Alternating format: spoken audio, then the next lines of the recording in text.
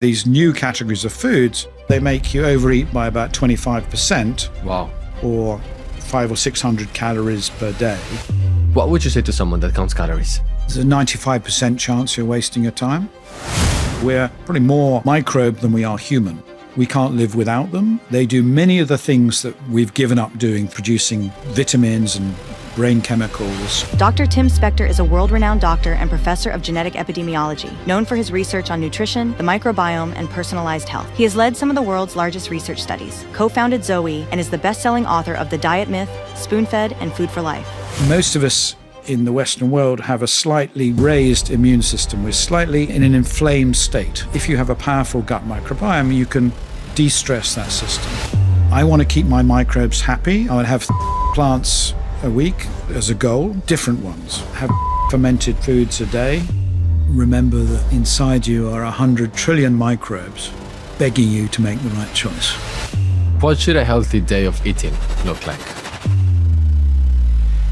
Well, Dr. Spector, who are you and what do you do? Oh, that's a tough question. Who am I? I have trouble describing myself, so I normally take people on a journey of who I was to who I am. So I think of myself as a medical doctor, first of all, who went slightly reluctantly into medicine, following my father's advice, and did as little work as possible to become a doctor. Then I found I quite enjoyed some bits of it, particularly the research bits. Ended up doing a subspecialty called rheumatology, which is arthritis and bones, and got a consultant job at a prestigious hospital in London called St Thomas's Hospital, and then started to get a bit bored, and I'd taken some time out to do research and in epidemiology, and had always an interest in research, but it was hard to get a solid job that way. So I seized the opportunity in 1993 to start a twin research program. I just thought this would be a really cool thing to do. I'd learnt about twins being exciting, and so the idea of studying lots of identical twins, lots of non-identical twins, nature v nurture. No one else was doing it in the UK, and I always wanted to do things that were novel. And so got that going when I was still quite young. It was very hard to raise the money to do that, but I managed to do it.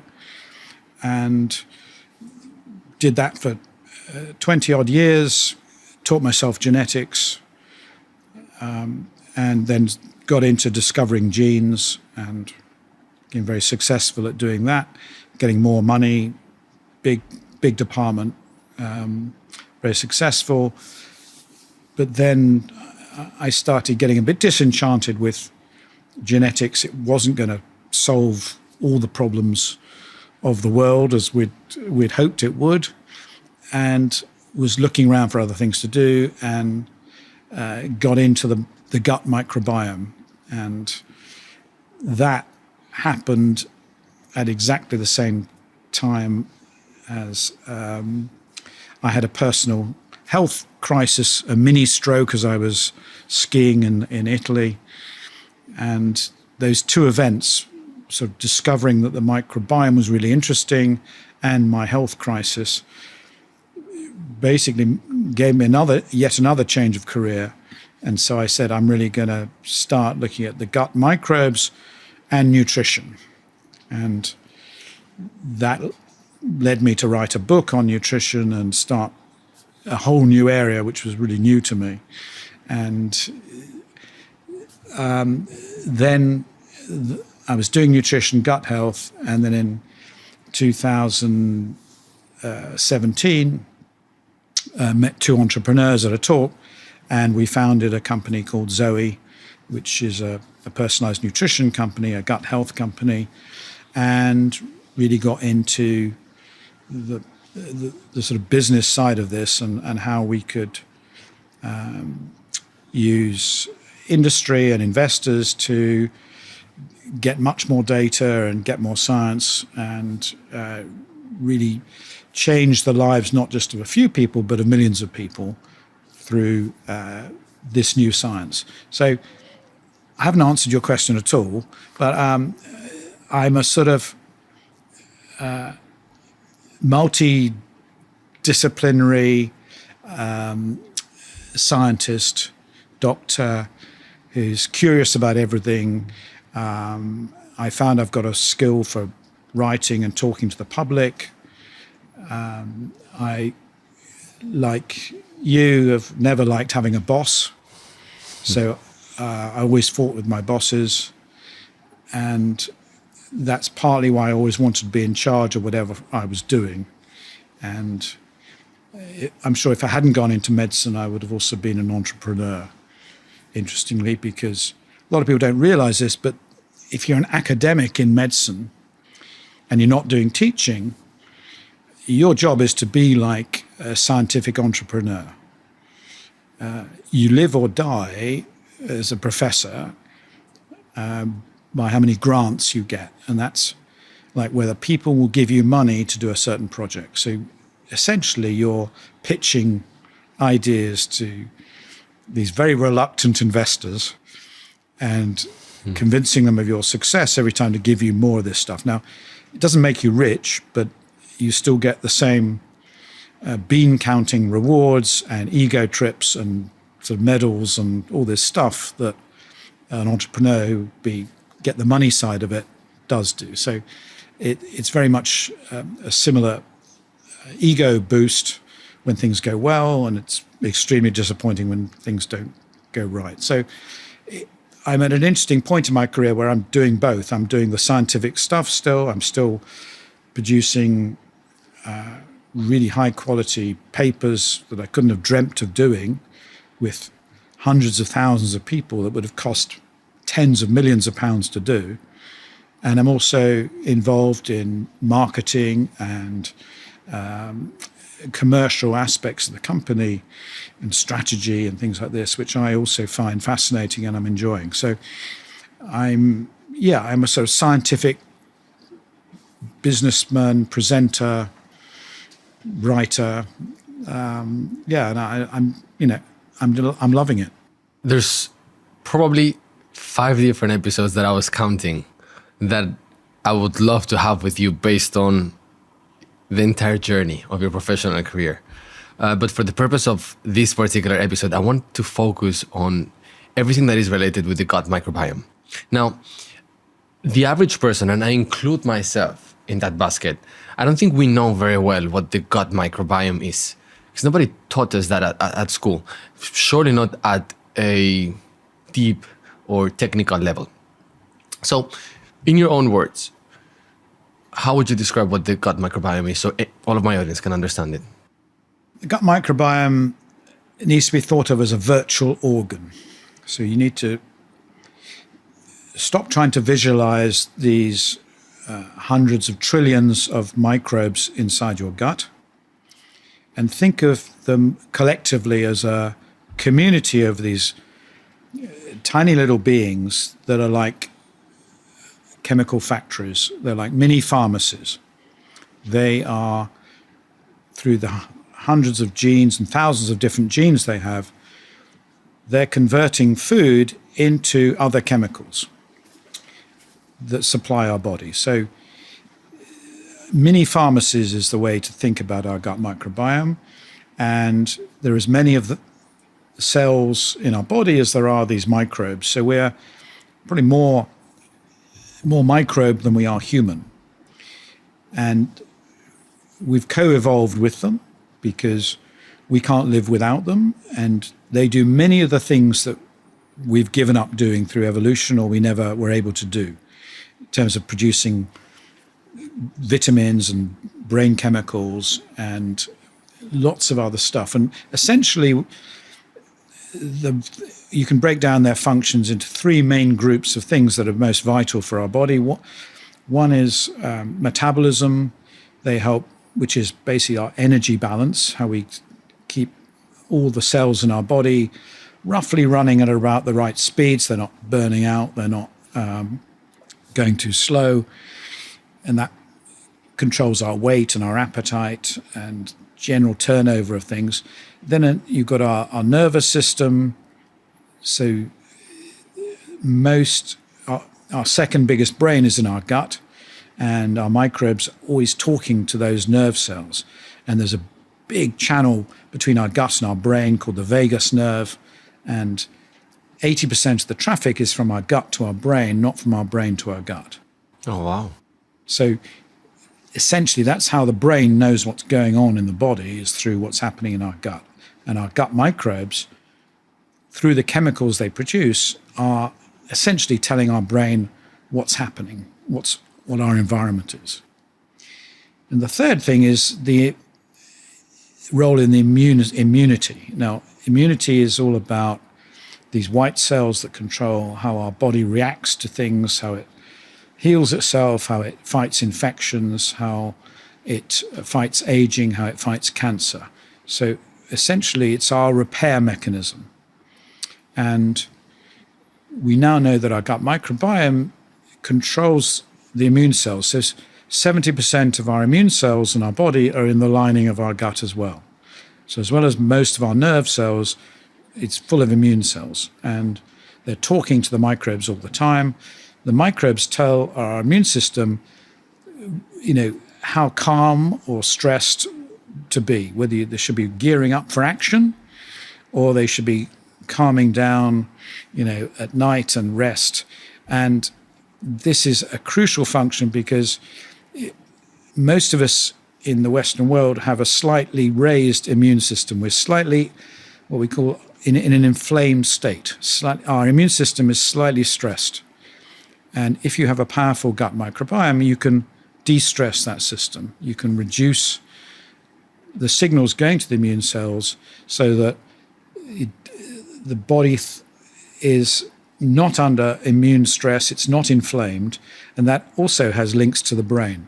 So through these three mechanisms, the immune system, metabolism, and the nerve system, they basically control it's like a control system for regulating our body, these thermostats that are telling us whether things should go up or you dial it up or down.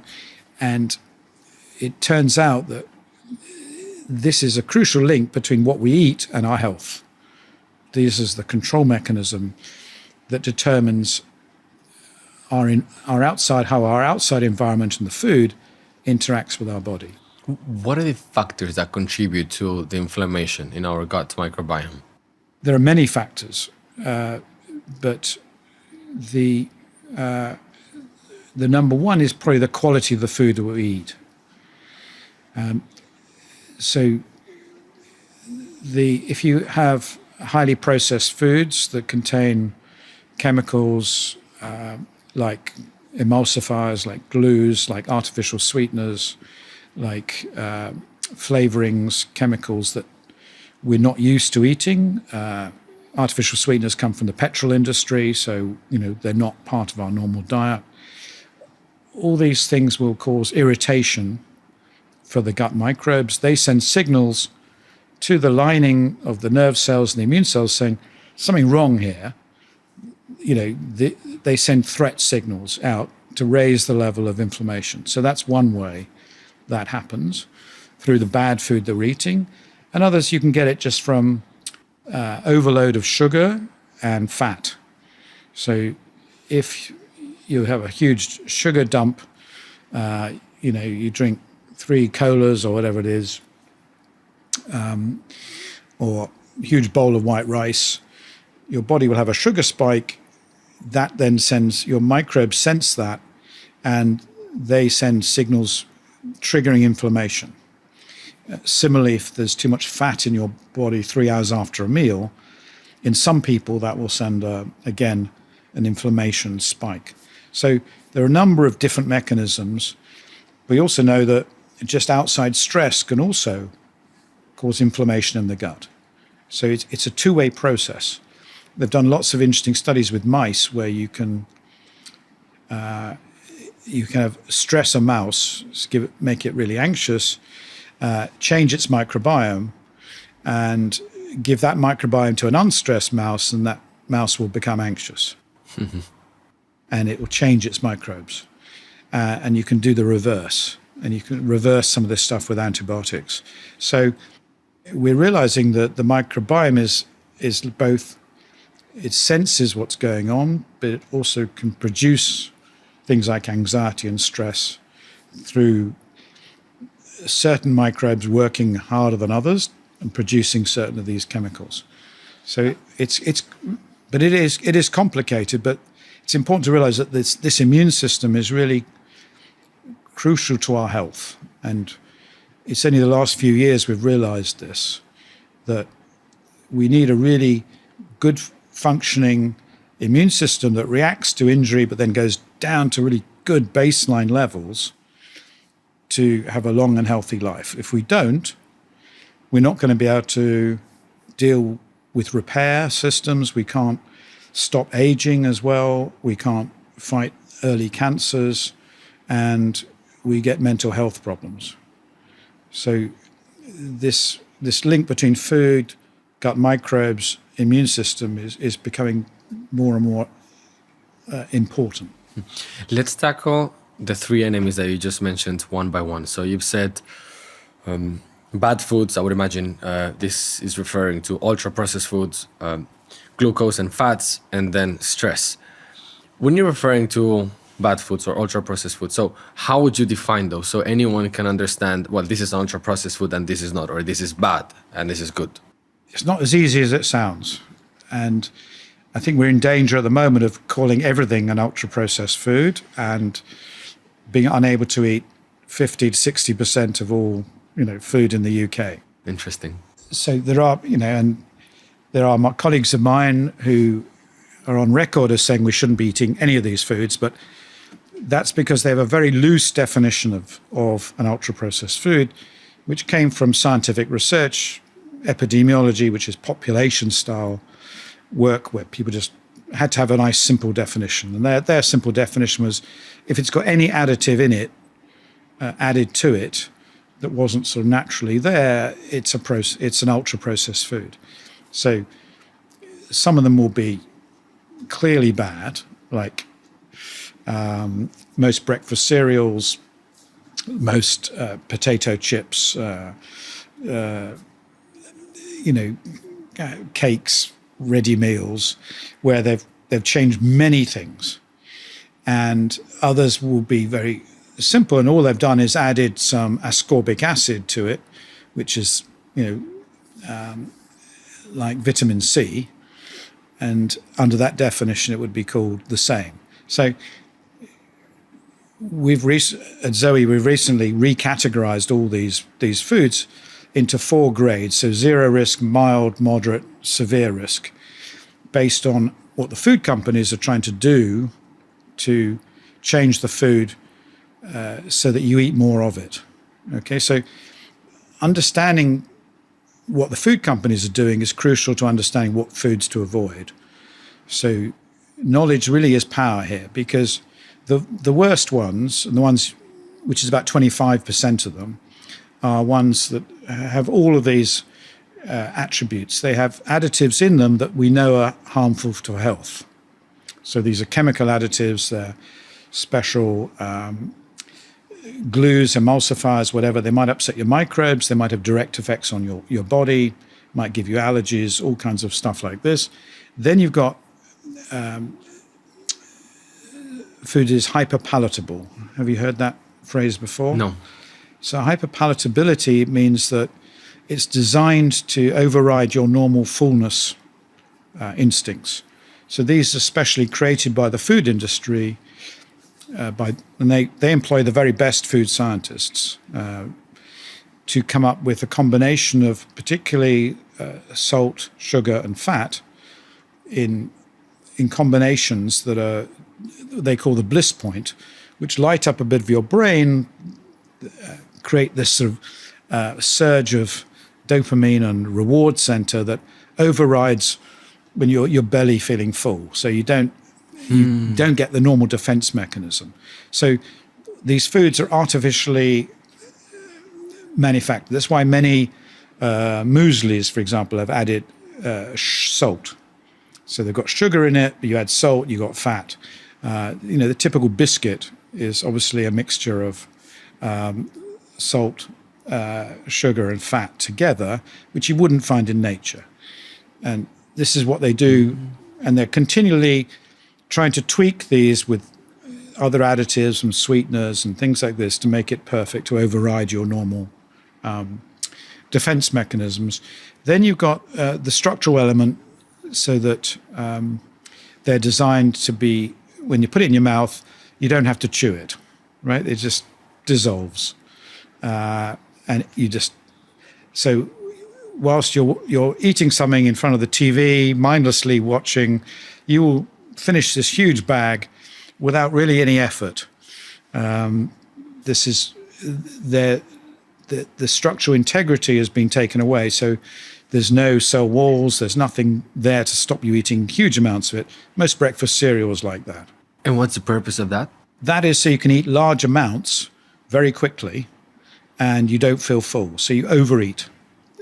Then, and the final one is that you have quite a high calorie density for the weight of it, which is similar. That they're trying to make them light and easy, but they don't want you spending a long time to consume those calories, because if you spend too long on it, again, your body will feel full as it's supposed to. They're trying to override the normal human responses to food. And this is why these new categories of foods have done so well to make people overeat.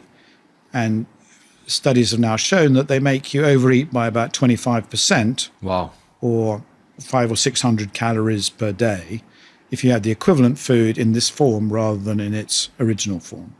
So it's trying to understand. So when you're trying to avoid those foods, it's really important to understand what the food companies are trying to do. So you've got the antidote. And the antidote is knowledge and power, the ability to look at the back of a label or use an app like we have on Zoe, so you can just scan it. It will tell you what the risks are. The front of the packet won't tell you, because that's just full of bullshit about high in protein, low in calories, low fat, all misleading messages, high in vitamins, but they're obscuring the fact that actually what they're doing is making you overeat even when you're full, so that you'll be eating all kinds of crappy food without even thinking about it. And that's what we should be fighting about, and that's about 25% of the food that we eat, which means that we can still carry on eating the other 25%, which I think are minimal risk, and we shouldn't worry so much about. The different food categories or high-risk food categories that you've just mentioned, would you classify them as ultra-processed foods, or they're just bad food from a terminology point of view? Ultra-processed doesn't have a scientific meaning. It has a public perception. Yeah. But there isn't really. The only definition was this one used for population studies. So it wasn't meant for an individual to make those choices. It was meant for scientists to do research and say, okay, people who eat ultra-processed foods have 20% more cancer, or people who eat these general foods, which were easy to categorize because it was any additive, right? It was like you put anything in there that they only had 4 categories of food. One were like fruits and vegetables, which are whole foods. Then they had condiments. Then they got things like butter, which is processed food. Then everything else that had an additive to it to change its texture or its color or anything was called ultra-processed. So that meant that essentially most of this whole category was called ultra-processed food. But within that, there's a huge range of harm. Some had additives that are completely safe. Some would have 10 additives that are extremely bad for you. And some would have these hyper-palatability, making you overeat. Others didn't. So that's why we've come up with this new way of thinking about food. But you've got to realize that most food, perfectly healthy cheese is processed. Once you've added a microbe to milk, it's processed. So it's not bad. That cheese would not be bad for us. No, correct. So it's really understanding how this food is made and what it's been designed for.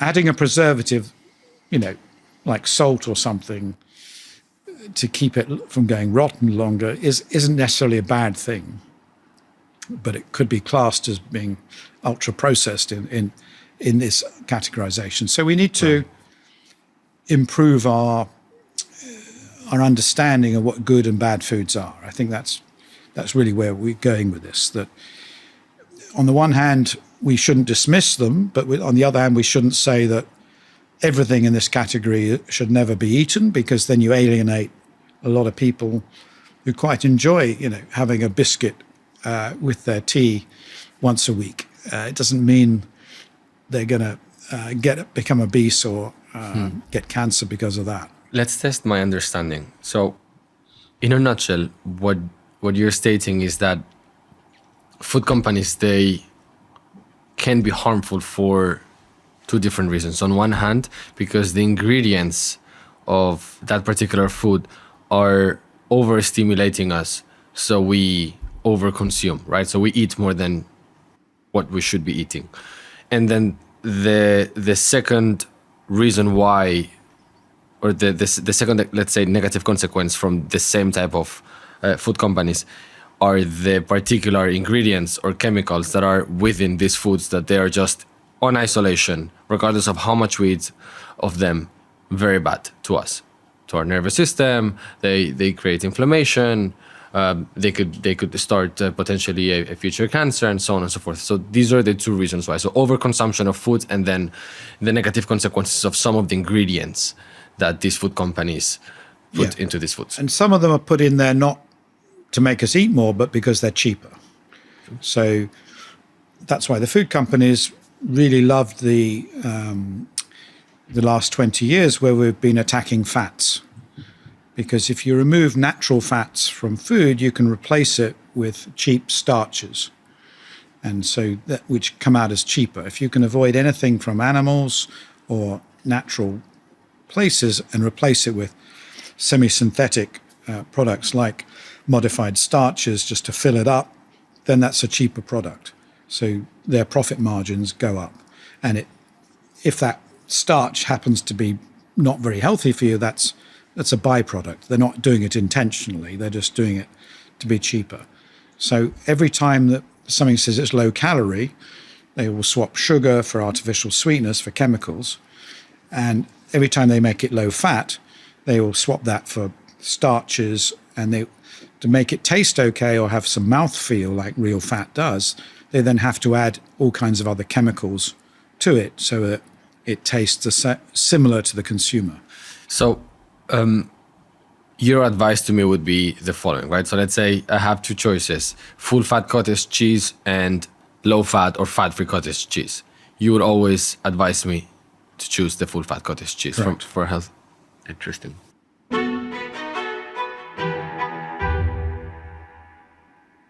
Okay, let's talk about the second contributing factor that creates inflammation in our gut microbiome. So the consumption or overconsumption of glucose and fats. Now, I think the bigger question that I have here is not necessarily to understand what are glucose-dense or fat-dense types of food, but most importantly, what does high quantities look like? So you mentioned white rice before. How much white rice do I need to eat for that inflammation to happen? That's very personalized. So when we did our original study, the PREDICT-1 study, which was the largest sort of single experiment of giving everyone the same food, we gave 1,000 people, mostly twins, because we thought there'd be a genetic component to this, an identical muffin. Muffin was made with lots of sugar and vegetable oils, flour, and there was giving identical people, identical meals. There was a 10-fold difference in the blood sugar level afterwards, and tenfold difference in the blood fat level afterwards. So, in your question, give you and I this, if we both had the same bowl of rice, we'd have a different metabolic response to it. So you might be able to tolerate it better than I could, but in general, rice is not very good for us because it's has hardly any fiber, and so it's mainly the starchy sugar in the inside of the rice that goes straight into your bloodstream and gets really rapidly into your blood and the rest of your body, and but the amount and the speed it does that will vary between people, and we think that's partly because of our gut microbes being different, and a small extent due to our genes. Do the results of these glucose spikes as an aftermath of the consumption of foods like rice vary depending on what we have eaten prior to that product? So if I'm eating something before eating the rice, would that impact my Yes. glucose? What would you recommend us to eat if we want to eat the starches or something with glucose? Well, Sugary. it's actually, even what you ate the night before will impact how you eat something the next day. So everything is sort of correlated, which makes it really complicated and hard to give precise advice. But if you like eating rice, and many people do, it's important to eat it with a lot of fiber. Protein and fiber will reduce your subsequent sugar spikes if you have them. So again, I believe it's all about focusing on everything that's on your plate rather than trying to reduce things to, is this ingredient good or bad? So a small amount of rice with 10 different plants on a vegetable curry, for example, could be perfectly healthy. A large amount of rice and, just a bit of chicken is not going to be very healthy. But again, if you swapped the rice for another grain that has much more fiber in it, that will protect you from getting those sugar spikes, because it's much harder for the sugar to come out of the rice into your bloodstream and cause problems or trigger inflammation. And so things like bulgur wheat, things like pearl barley will have a very different effect than that plain white rice. And yet most people would think of white rice as a healthy option because it's associated with Asian food, and generally Asian diets are seen as more healthy. So, but it's all about what you put on the plate. The combination. It's the combination. It's the total amount you're getting in your gut, because your microbes don't mind really, which spoon you have first. By the time they get it, they're just getting a big mix. Huh. So we don't have to deconstruct it too much. We've just got to say, okay, there's so much fiber in there, I can throw in a bit of white rice, it doesn't matter too much. Or, you might be someone who's, like me, had a test and will know how you respond to rice with a glucose monitor or through a gut microbiome test. And we can now test your gut microbes to know whether you're going to have a sugar spike or not with 80% accuracy. So it's really quite cool that some of the new science is showing we can have a pretty good guess about where you're going to fit in that tenfold difference amongst different people. And some people, like my wife, can happily eat croissants for breakfast every day without a sugar spike, and I can't. And even if she doesn't get a sugar spike, does that mean that croissant is healthy for her? Is it good for her? A croissant is still a croissant. It means it's not going to have an immediate effect on her. For me, it would cause a sugar spike, then a sugar dip. I would feel hungrier later in the day, and it might affect my mood. For her, she probably wouldn't have that short-term effect, but if she only ate croissants, then overall her long-term health would suffer. So I think there's a difference in the short-term and the long-term consequence of some of these foods, which is personalized, but probably long term, I don't think anyone could exist just on eating croissants. As much as some people would like that. Yeah, and I still, if I'm in, a fantastic hotel in the south of France, and you've got the breakfast they bring down to the croissants, every now and again, I'll have one. But it's got to be a good one, though. Nothing worse than a bad croissant. Let's talk about the third factor that contributes to inflammation, stress. So what are some, let's call them stressors or external factors that can cause us stress, particularly in the gut microbiome? Well, we know from lots of animal studies that just putting people in social situations that are stressful, if you isolate an animal or you put it in a cage with a bigger animal, it will get stressed, and that will cause inflammation in the animal, and that inflammation will then start to change the gut microbes. So we're surrounded by stress all the time. A short amount of stress is fine, but there's a certain point when that stress gets too hard to be coped with. So in a way, we need stress in our lives. It's a little bit of stress is good. Too much is bad. So the constant stress, poor relationships. There's stress also from our environment, from pollution. Some people believe that microplastics, pesticides, can cause low-level stress as well. So stress, use that in a very sort of general term about, and these tend to be stressors to our immune system. So social and environmental, even exercise. We were talking before we recorded about, not overdoing exercise, and there's quite a lot of evidence that people who do exercise do cause an enormous amount of stress to the body, and it's about getting the balance right. Small amount of stress is good, recovery good. If you're stressing too much, as many professional athletes do, they can get inflammation and they can get a lot of gut problems and long-term health problems. So this is really what we're talking about, stress. But it's very interesting that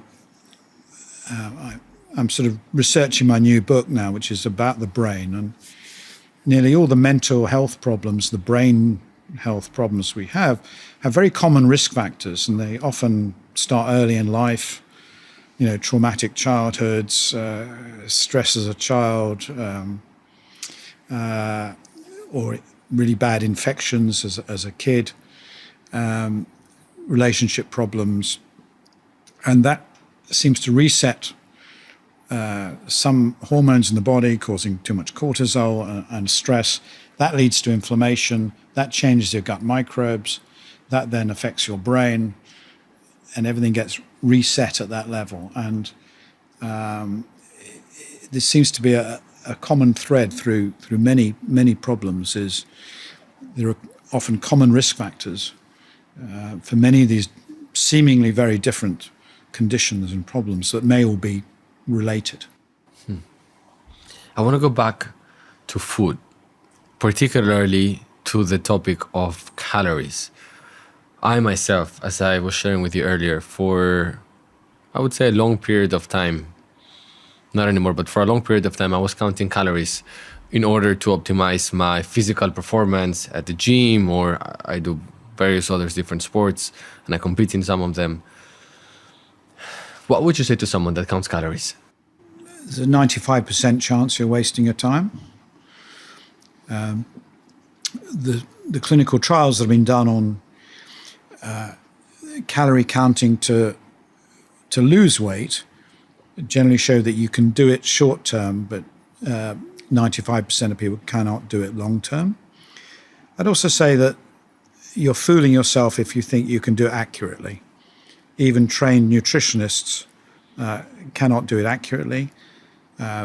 Labels on foods can vary by 20%.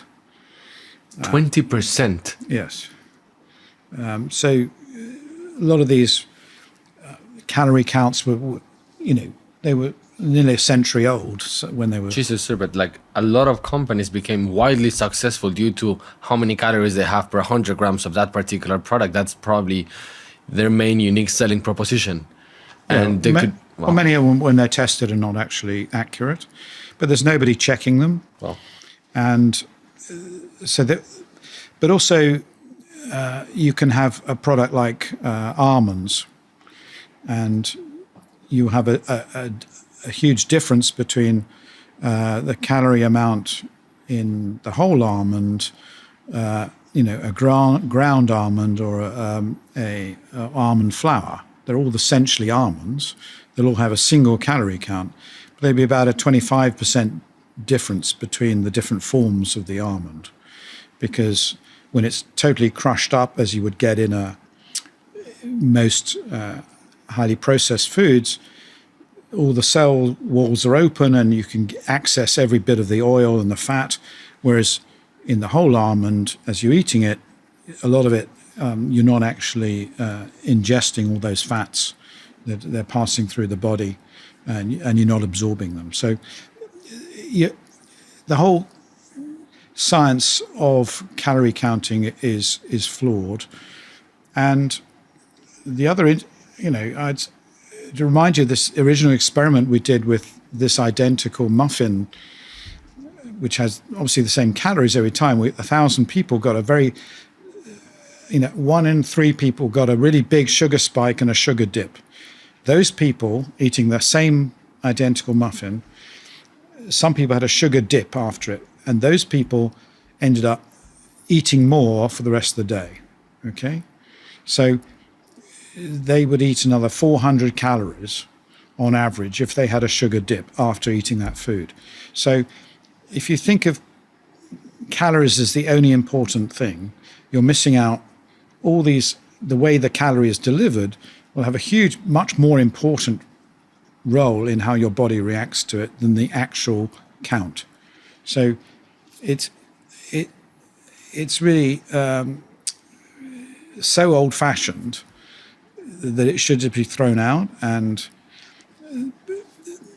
there's hardly any nutritionists or nutrition scientists that believe in calorie counting anymore. It's just these multinational companies that have promoted it, starting with Weight Watchers and all these other ones that have tracking, and people who make tracking apps for people who like to track things are giving people something to do, but the reality is it just doesn't work and it doesn't stack up scientifically.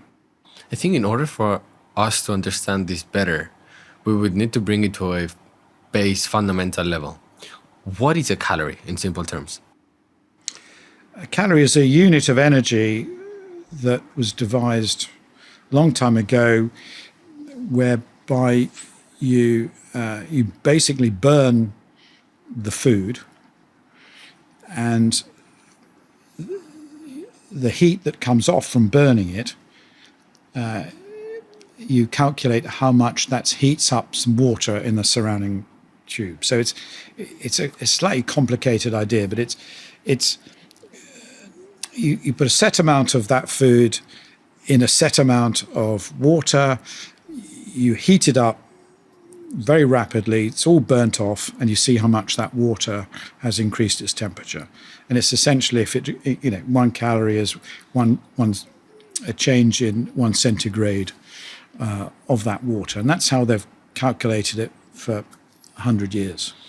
So this means that at some point there was an organization or an institution that burned absolutely every single ingredient in the world, and then they put that in a catalog or somewhere for us to... Really? That's right, yes. Interesting. There's an American Fascinating. who did this. But, Was his name Calorie or something?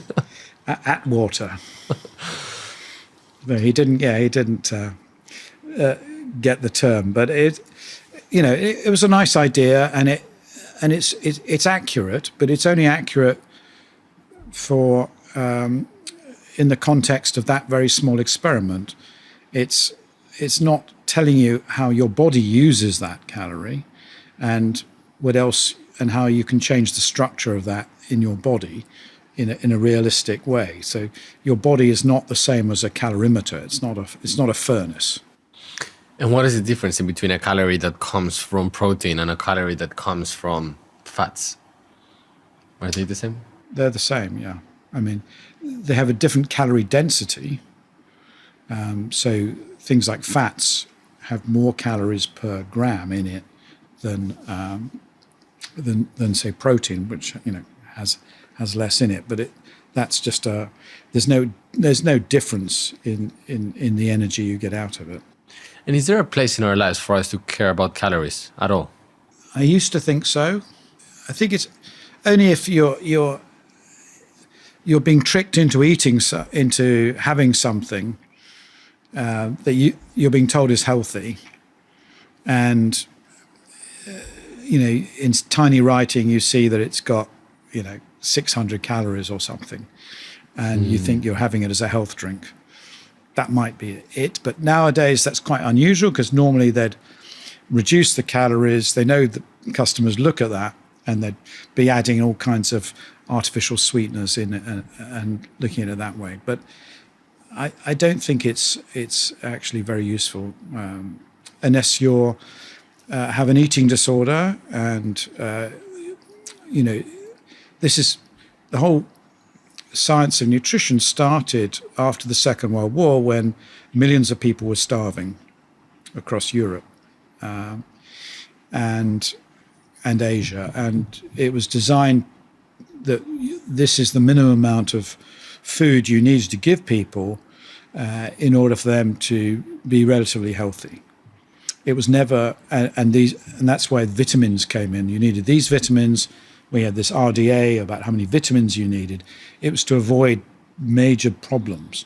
It was never, what's the maximum you can give to someone, or what's, how much vitamins, is there an upper limit to it? It was always, this is what we should be giving people who have, terrible malnutrition after, in a war zone. So that's why nutrition's taken until this moment to deal with that.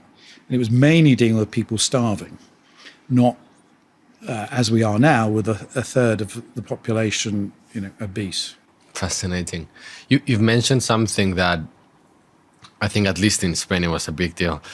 You've said that sometimes we consume something thinking that is healthy, but then science tells us otherwise maybe down the line. And I think this was the case of, correct me if I'm wrong, orange juice, for example. In Spain, when I was growing up, like every morning, every single kid in Spain needed to have an orange juice before going to school, because otherwise you wouldn't be getting your vitamin C and, I don't know, a bunch of other different things that you would be needing. And then many years down the line, they're telling us that it's just you're only drinking sugar, effectively, and it's very bad also for your teeth because it has tons of acids. What are other food examples that we may perceive as them being healthy, but the science is telling us that they're not? Orange juice is probably the best example because it was around the world, right? It wasn't just Spain. It was definitely here as well. I used to give it to my kids. My mum used to give it to me, and we'd be absolutely sure this was the best stuff. And of course, most of it was made in the south of Spain. I think things like breakfast cereals, generally because they have lots of vitamins on the packet, many people think they're giving their children healthy produce and giving them vitamins, therefore that's generally good. I think people think milk is very healthy, and there's really not much evidence that it is very healthy. It's probably good for growth and certainly helps speed up growth, but there's no evidence it's good for your bones or anything else in life, and you probably don't need it as an adult. And that's why most of the world doesn't drink milk. I guess muesli was another one. It was promoted as a massive health. Granolas and mueslis are super healthy. 95% of them are very unhealthy. Why? Because of the sugar? It's usually the amount of sugar, and they have salt in them, and all sorts of extra ingredients and fake fruit, fake strawberries, and everything they can do to cut costs. And I think, and we touched on it earlier, all low-fat products, low-fat yogurts, low-fat spreads. There was even that we used to get low-fat cheeses, people used to think were healthy. And they're much worse for you than actually the full-fat ones. Much worse. So what should a healthy day of eating look like? Well, we've come up with a sort of list of overall guidelines for healthy eating, which for me correlate with your gut health. Because as you probably guessed by now, I'm a bit obsessed with the gut and microbes. I want to keep my microbes happy. I want to have as many good microbes as I can. I don't want to have room for bad microbes. I really believe that that's crucial for my health, well-being, my mental health. So what I want to do, I want to have 30 plants a week as a goal. Different Ones, okay? Not the same. So it's not just eating spinach 30 times. It's it's every type of plant, and that means people have got to understand what a plant is. It's a fruit. It's a vegetable. It's also a legume, a bean. It's a nut. It's a seed. It's a herb. It's a spice. Thank you for clarifying that, because I was thinking immediately about vegetables, and I was thinking, I don't think I know 30 different vegetables. Well, I'm drinking a vegetable here now. It's a fermented bean called coffee. And coffee is a health food, which we used to think was unhealthy.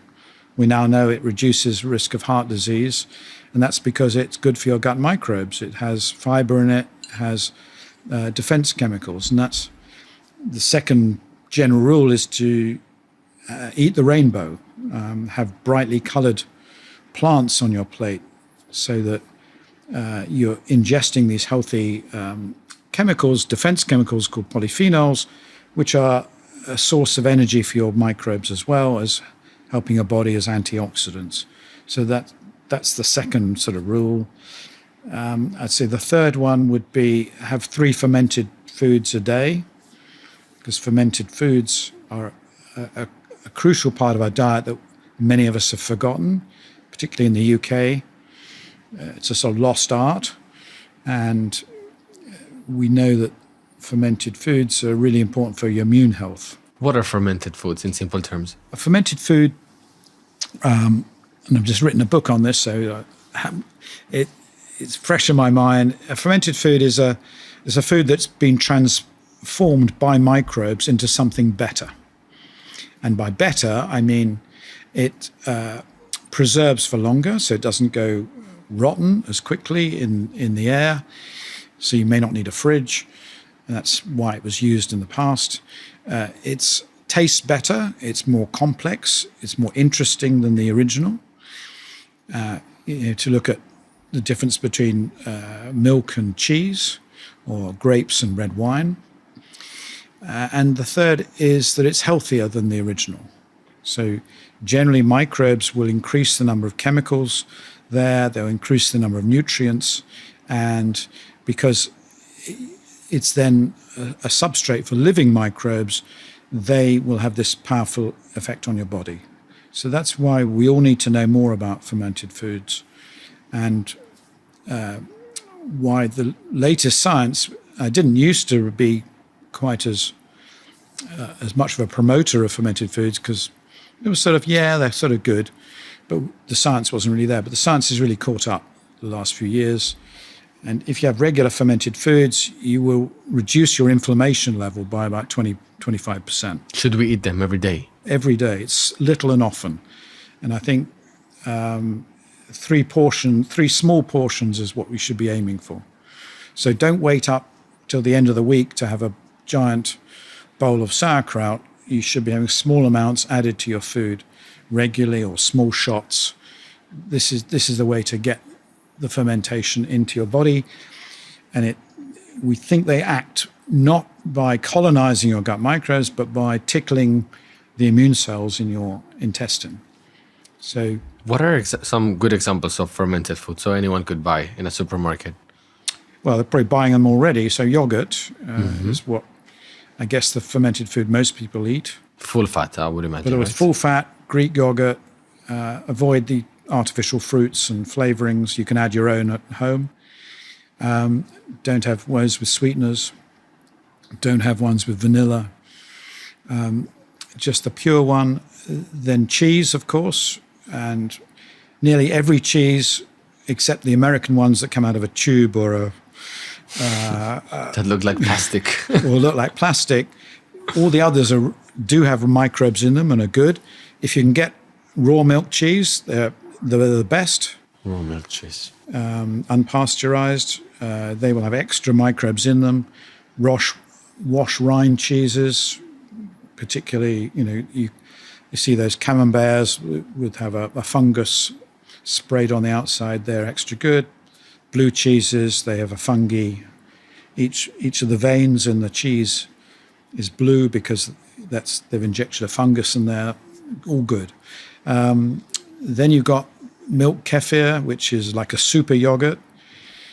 Often have about 10 to 12 different microbial species. That's a fermented milk. You've got water kefir, tibikos, which is made from different grains, quite common in Mexico. Really good. Kombucha, which is fermented tea. And you can now get in lots of fancy restaurants with Michelin stars now. They're making their own kombuchas, getting vintage kombuchas, and they're excellent. You've got the whole range of krauts, so sauerkraut, which is basically cabbage, salt, and microbes, nothing else, really simple to make. And then you've got all the different varieties of that, beetroot krauts, and then the kimchis, which is the Korean version with spices on top of that. Then you've got all the Japanese ones, all the fermented soybean products. So soy sauce is a fermented product. Natto, fermented bean sprouts. Then you've got tempeh from Indonesia. The list goes on, and then you've got all the African porridges and beers. Then you've got the dead microbes as well. So they're the live ones.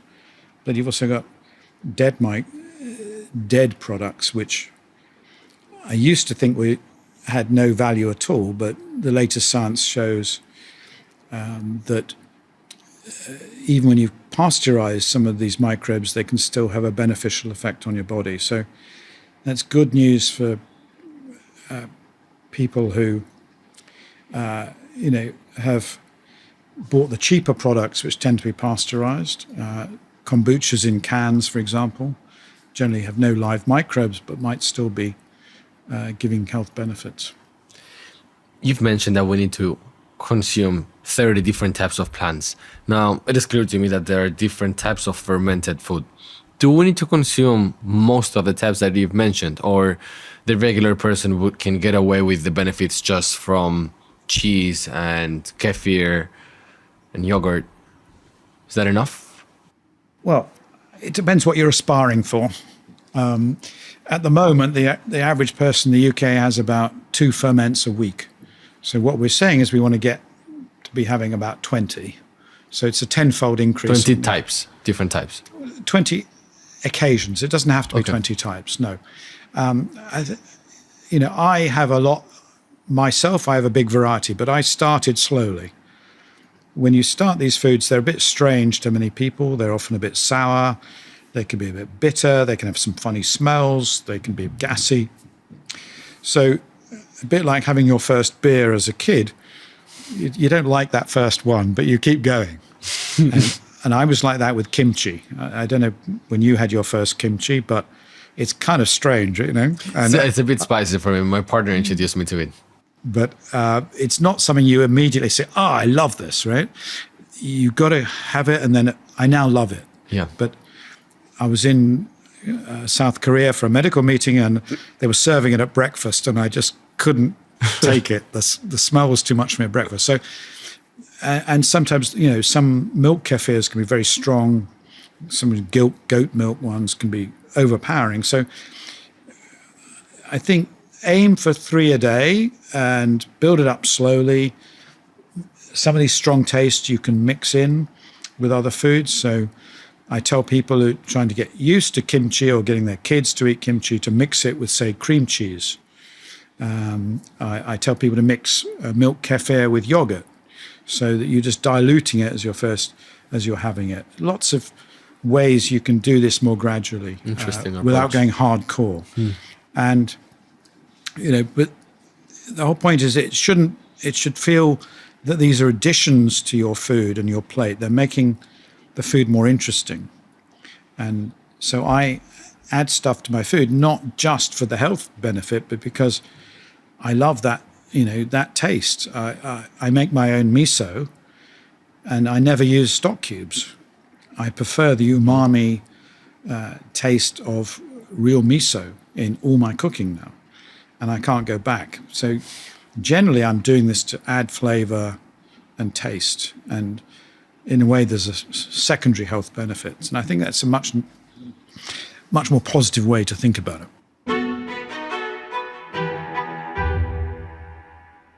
So we've spoken about 30 different plants, fermented foods. What else should we be eating sort of on a daily basis to feed our gut microbiome? I think really you've encompassed, once you've got your 30 plants, you're going to be getting enough fiber. The only other thing I would say is, as a protein source, we don't think about beans and legumes enough.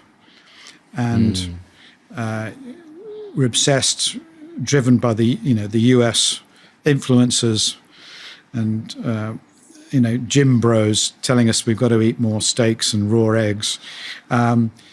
Beans and legumes are a fantastic source, cheap source of high quality protein and also fiber. You're getting double benefits of having all that stuff. So we don't eat nearly enough beans and legumes in this country, and that's everything from chickpeas to lentils to all the different types of bean.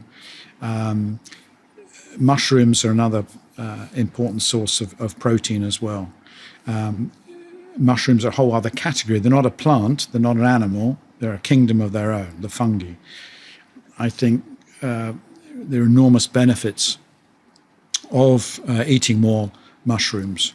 And we know that they have a completely different cell wall to plants, and we can start cultivating many more microbial species if we have those as well. And that's why we added mushrooms to our daily 30 mix. We've got 8 different mushrooms in there because it's quite hard to get that variety in your normal diet.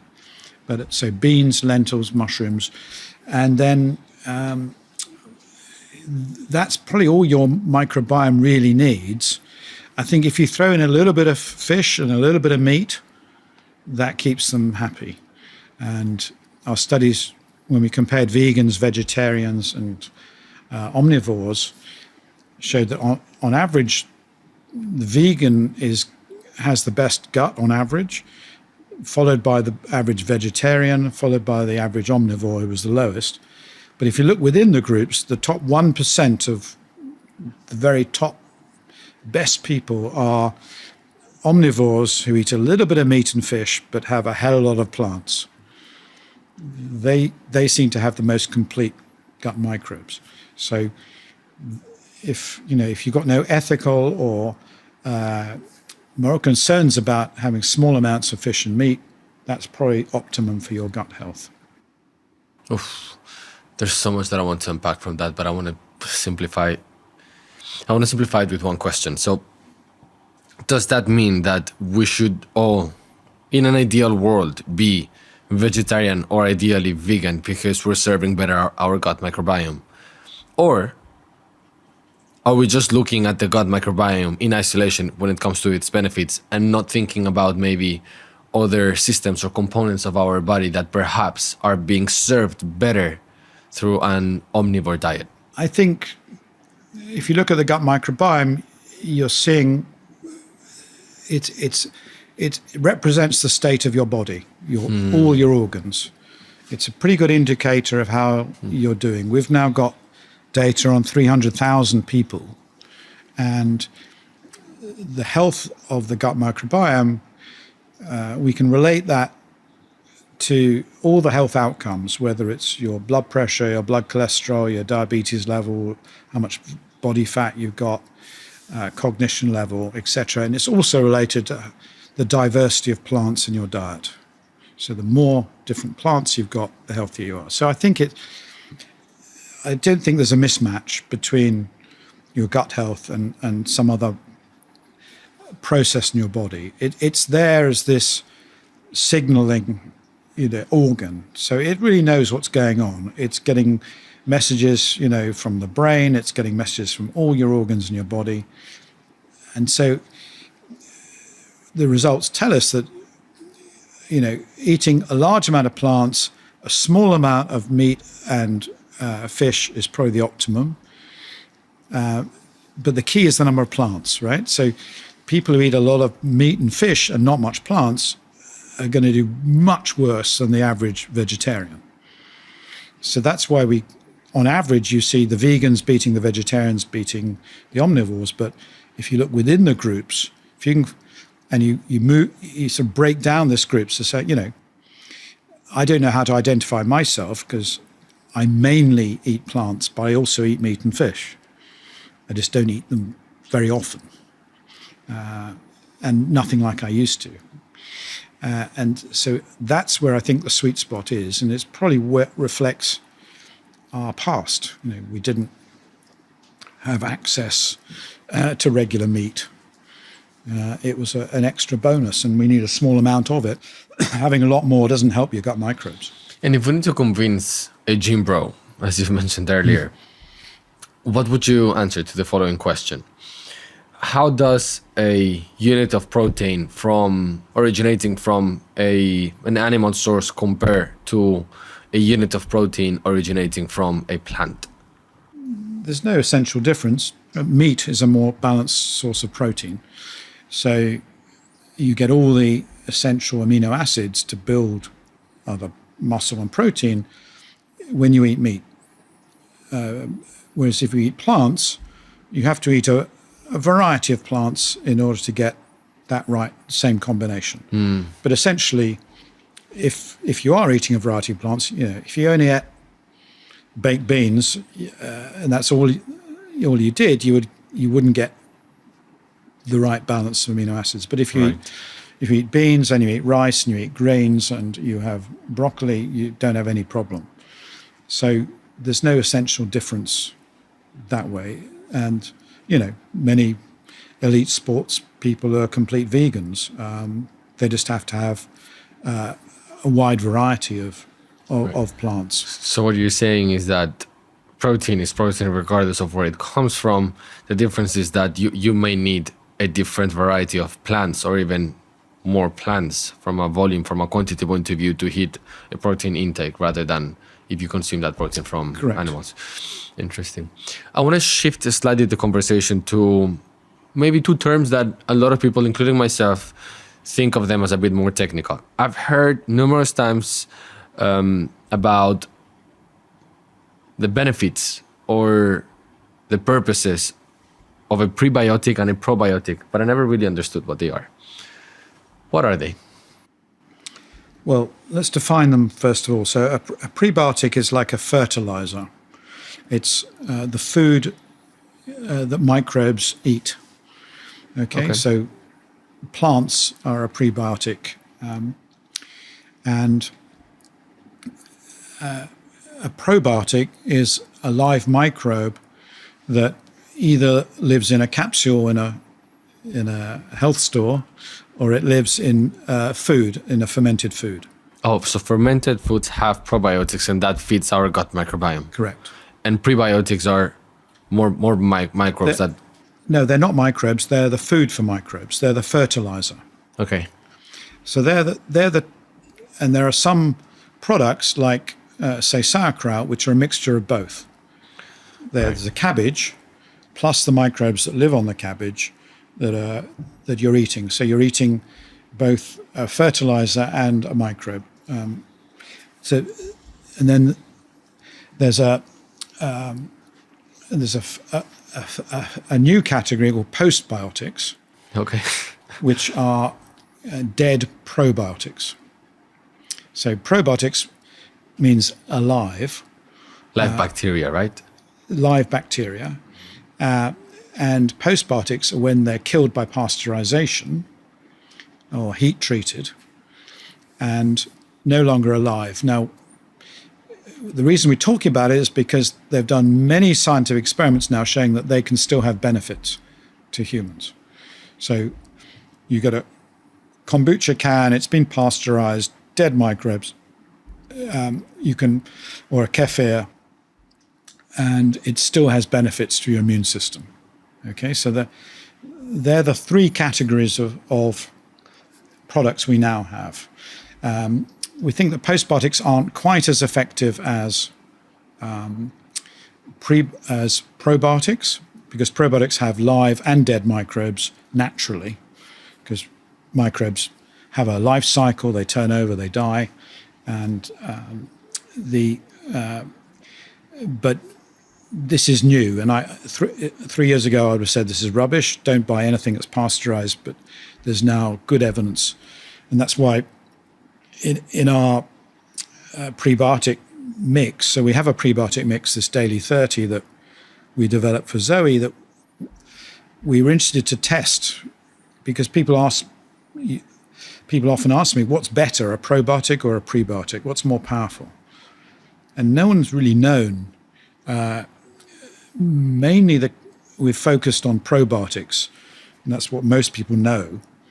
Prebiotics, there was never any money in it. They're just plants. The big companies weren't really interested in it. So there wasn't much science done.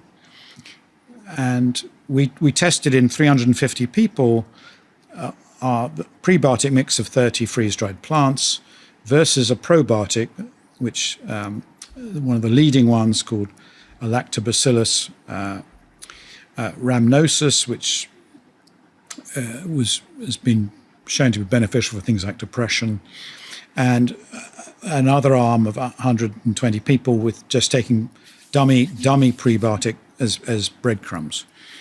And we did this really well-controlled study, and both the probiotic and the prebiotic had an effect on the gut microbes, but the effect of the prebiotic was 10 times more than the probiotic. It shifted nearly all the good microbes upwards. And we saw bigger changes in symptoms, in mood and energy than in the probiotic.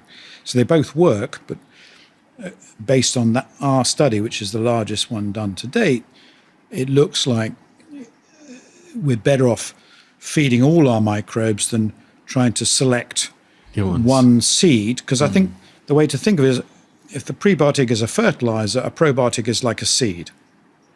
And fermented foods are better than a single probiotic that you buy in a chemist, probably because they have many more species. You can get some kefirs and kombuchas that have 30 or 40 species, whereas you can't really get that many in a probiotic, and they might interfere with each other. So because of that experiment, I've changed my view, and I think really, prebiotics and food and 30 plants a week is the most powerful thing we can do for our gut health. So what you're saying is that the average person with this information about prebiotics and probiotics, what we should do is just eat more plants. If you can, yes. That's a simple. If you can do that naturally as a base. If you want to add more to it, take some of these supplements, but that's the core element of what we should be doing. And it's the diversity that counts. So in the past, we'd have said, just have more fiber. Here's this artificial fiber you can have, inulin made from chicory root or something. But that's just one fiber source. So that's not as good as having 34 different types of fiber. So I think it's got more complex as we understand we need this diversity. But that's also good because, diversity means more plants. It's more fun to look at. It's more fun to cook. It's more fun to enjoy rather than, us having a sort of Star Trek type concoction of just, one magic ingredient. What do you think about that? So what are your thoughts on supplementation? In general, 95% of supplements are rubbish. There's no science behind them, or they've been proven not to work. And the other 5? And there are some supplements that have been shown in trials to work that do have some biological sense. But most people probably don't need them. So the ones that do work are things like vitamin B12 for people who don't eat much meat or have some issues. So vegans might need B12, or some folic acid as another one that is really important in pregnancy, proven to stop many neurological problems in children. And there's increasing evidence that that's important in cognition in your brain as you get older. So I now take folic acid. I studied vitamin D for 30 years, and it's the most common promoted drug for bone health. Has absolutely no effect on bone health and actually might be detrimental and cause increased falls. But it strangely might have some impact on preventing diabetes. So trials have shown that it might work in a completely different way. So it might reduce by a few hours the length of a cold, and it might reduce the risk of diabetes. But a few other ones like omega-3 is a very common supplement people take. Only likely to work if you are deficient in omega-3s, if you never have fish, and your blood levels are particularly low, then it might be helpful. But most people are taking it, probably don't need it, or it's probably low quality anyway. And many of these are very low quality products, not regulated, and a lot of these new ones for aging and things are also rubbish. Things like the ones that NAD plus and all these infusions you can get in Los Angeles, glutamates and all this. I've had the founder of NAD plus on the show. There's no evidence in humans that it works. Brilliant in mice. And if you're a mouse, definitely. Yeah, if you're a mouse, all supplements work. And what about creatine? Because every time I open a wellness magazine or social media for that matter, we're constantly being told, especially in the last year or so, that creatine is something that we should all eat, regardless of our age, gender, and the type of or the amount of physical activity that we do in our everyday lives. I was interested in this, and so I did look at all the research, and there is definitely consistent evidence that if you take creatine and you exercise at the same time, you can increase your muscle mass above a placebo, but it's not that impressive. I don't know, I think it was about 1.7% of muscle. Is that the only benefit of taking creatine? The other ones are less clear. There's a suggestion that it might improve cognition as you get older, but it's suggestive rather than sure at this stage. So it definitely has an effect on muscle. It may have an effect on cognition. Whether the whole population should be on creatine, I think is unclear. And again, a lot of the products don't actually contain any creatine, or they're inflated with other stuff. I tried it for a while. I started adding it to my yogurt, but it gave me it filled me up and it made me rather nauseous. I really found it rather strange, this tasteless powder. So I'm looking for a more natural way to get my creatine. So I'm not yet. If I was convinced on the data about brain function, I would take it. So I'm keeping an eye out on the latest research. I'm not that impressed. I don't care about 1% of my body, my muscle mass, really. I don't think I'm going to notice my 1% by improvement in my biceps at the moment. Let's talk about other wellness trends or fitness or food trends. What are your thoughts on diets like the keto diet? The keto diet is not supportable by most people. You have to have 70% fat in your diet. You have to have, I think it's less than 25 grams of carbohydrates. It's really tough to sustain it, and many people feel very sick on it. So only a small minority of people can do it. Those people say they feel better, they get some mental clarity. So I've spoken to a lot of people about it. And there are a few illnesses that can be cured by keto diets. If you have childhood epilepsy, just going on a keto diet will cure 50% of them. So it clearly has real effects. But long term, it's a disaster for your gut microbes, because essentially most people on keto diets ignore fiber, ignore plants. They're obsessed with proteins and fats. And whereas short term they might feel better, long term it's a complete disaster. So I expect they'd have much higher rates of all other diseases going forward. So I don't think it's a long-term solution for most people. I think what is interesting is there are some, whether every 3 months, if you did, say, a few days of keto, that could work. I think there's some tiny studies that suggest it might, that just having a little reset every now and again, whilst the rest of the time looking after your gut health, that might work. So I'm open to that.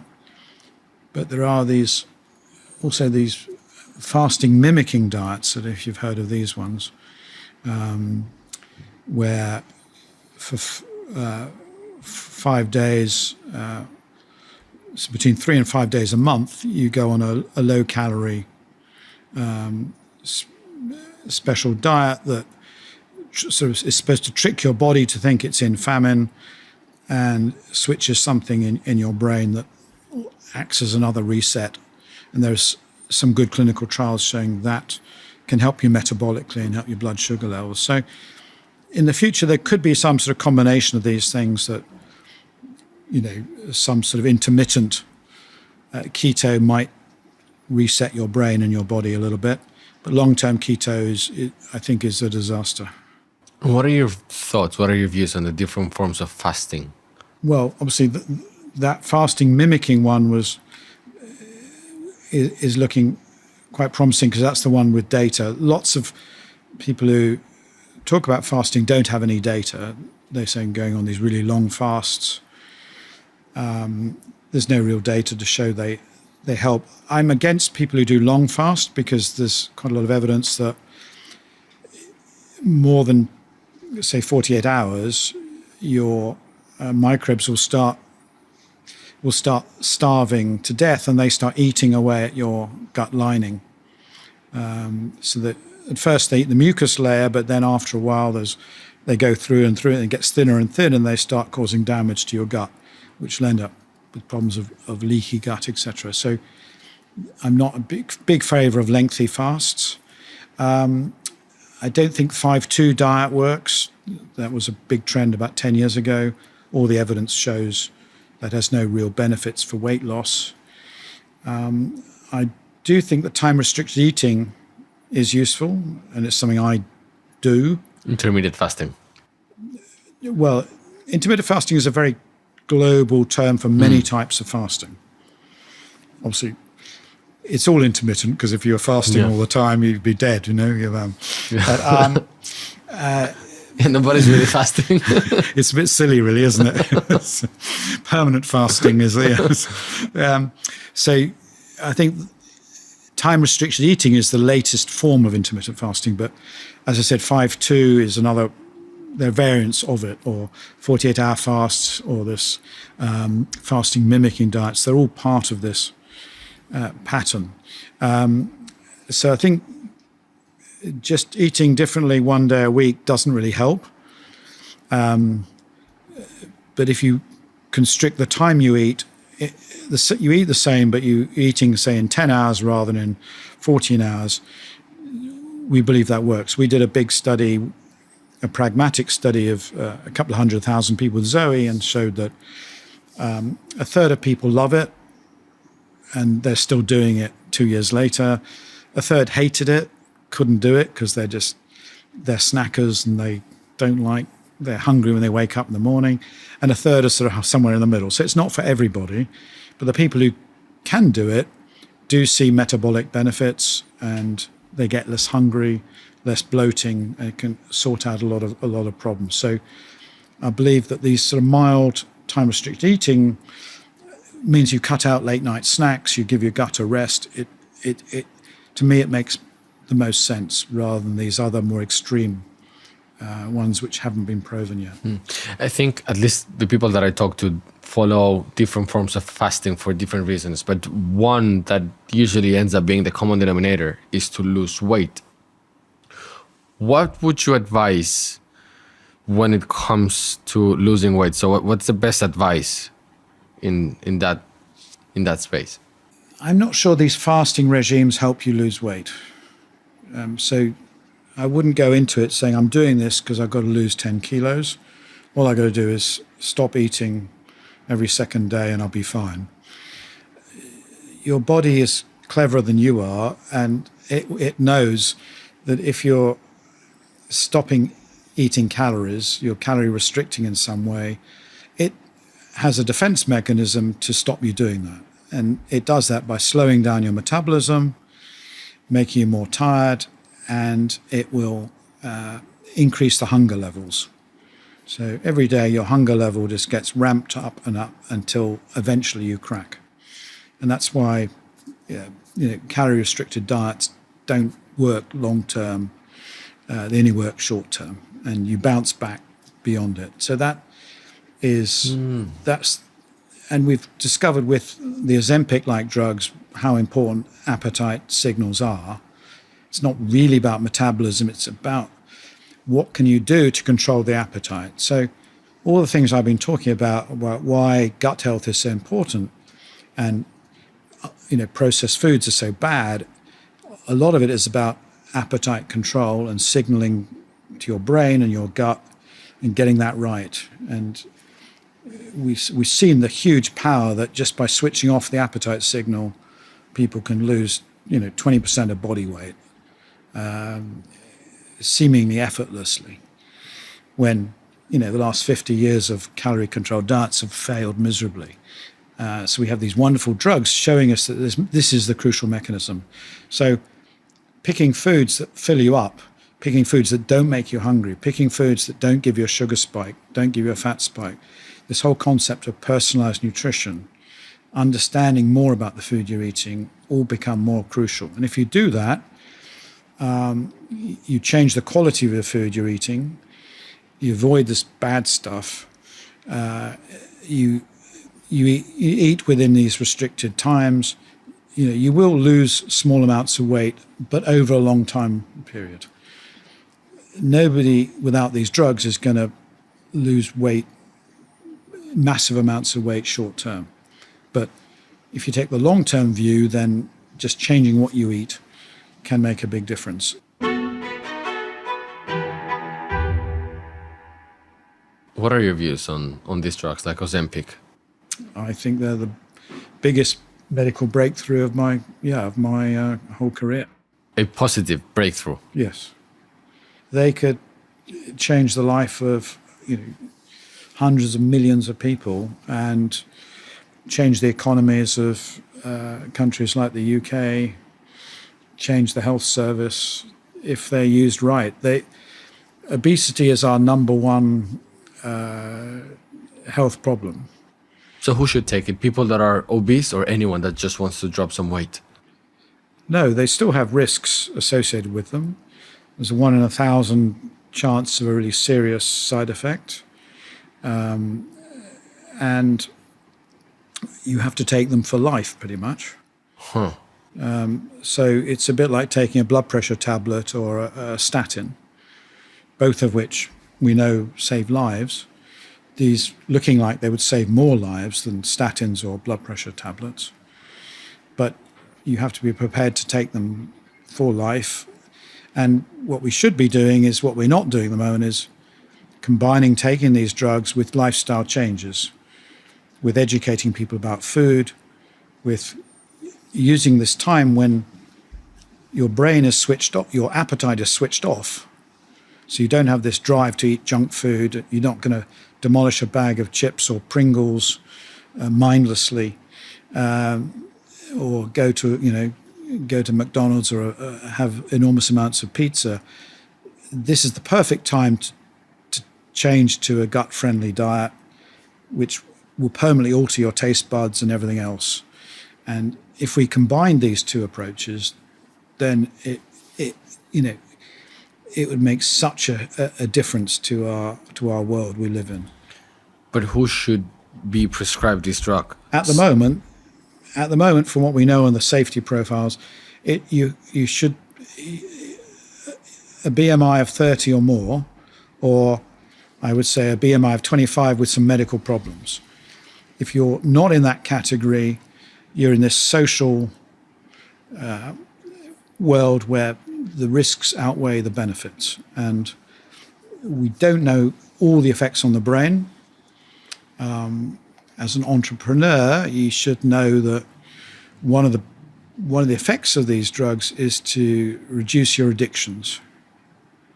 So you reduce smoking, cocaine addiction, gambling. And if you think about it, gosh, you reduce gambling. So does that mean that your personality is no longer going to take as many risks? So these are things we don't know fully, but they should be little warning signs that these are powerful drugs that have really beneficial effects if you need them. But if you don't really need them, we don't know enough about those brain effects yet before I would say to you, you want to lose 5 pounds, therefore take it for a month. No, I wouldn't. That's a very interesting new angle to discuss about Ozempic. So not necessarily through the lens of losing weight, but through the benefit of dropping an addiction, which I think is equally important and perhaps not discussed when it comes to these types of drugs. It's, people in the addiction field, dealing with alcoholism, for example, find it's the most effective thing they've seen. Wow. But and you start thinking about all these additional benefits of the drug, you can see why it's such a blockbuster for public health terms. But you need to take it for life.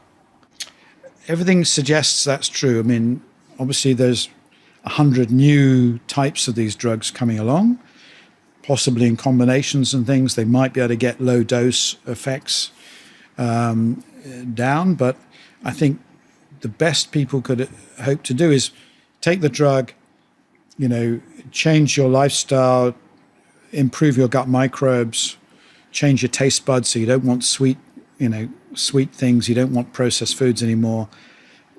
Get your act together, then you might be able to reduce the dose and have it intermittently or whatever, but there's virtually nobody who manages to get off these drugs and without the appetite going back up and changing the way they eat again.